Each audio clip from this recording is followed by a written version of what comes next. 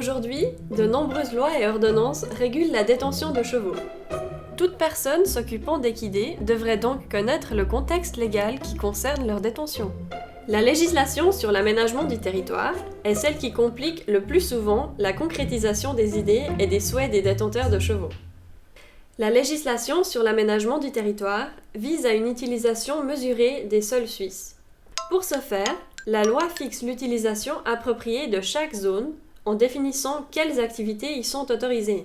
La zone agricole est par exemple comprise dans le terrain non constructible. On ne peut donc rien y construire, à part ce qui est nécessaire pour les activités agricoles. Du point de vue de l'aménagement du territoire, la détention de chevaux n'est pas considérée comme une activité agricole, car elle n'est en règle générale pas destinée à la production de denrées alimentaires. La détention de chevaux aurait donc sa place dans la zone constructible. Malheureusement, dans la zone à bâtir, il est difficile de trouver de grandes surfaces dont les chevaux ont besoin pour vivre et être entraînés. Nous sommes donc face à un réel conflit d'intérêts. Heureusement, il existe d'autres possibilités pour détenir des chevaux ailleurs que dans un quartier résidentiel ou une zone industrielle. Dans la zone agricole, le point important est de savoir quel est le statut de l'exploitation détentrice de chevaux. Autrement dit, c'est la taille de l'exploitation qui compte. En fonction de la taille, il y a 3 catégories. Il y a les grandes exploitations agricoles, qui sont appelées entreprises agricoles. Il y a les exploitations agricoles plus petites, qui sont appelées petites exploitations agricoles.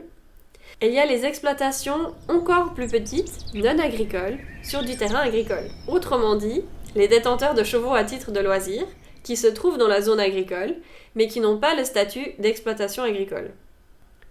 Sur les entreprises agricoles, c'est-à-dire les grandes exploitations, la garde de chevaux en pension ou de ses propres chevaux est conforme à l'affectation de la zone.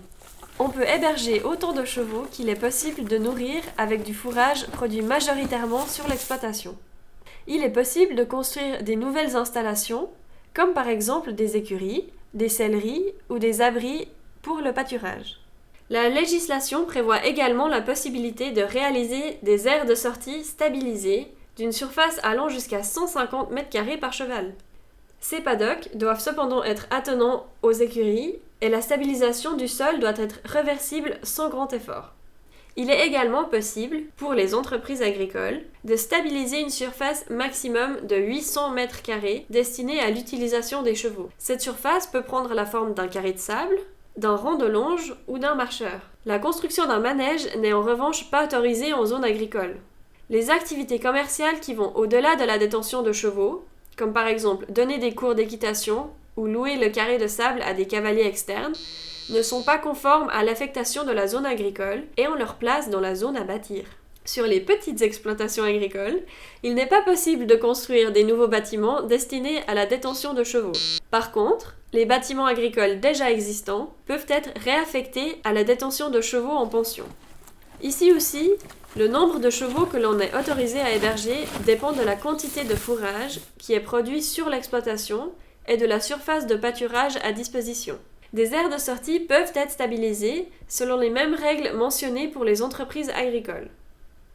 Les exploitations agricoles plus petites ne sont toutefois pas autorisées à construire ni un carré de sable, ni un rang de longe, ni un marcheur, ni des abris de pâturage.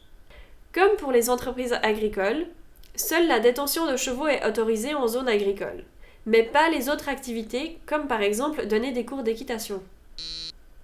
Les détenteurs de chevaux à titre de loisir, sur du terrain agricole, ont la possibilité de réaffecter des bâtiments déjà existants pour y héberger leurs propres chevaux. Le propriétaire des chevaux doit habiter sur place et doit être en mesure de s'occuper lui-même de ses chevaux, ce qui limite indirectement le nombre de chevaux qui peuvent être détenus. Le fourrage ne doit en revanche pas obligatoirement être produit sur l'exploitation.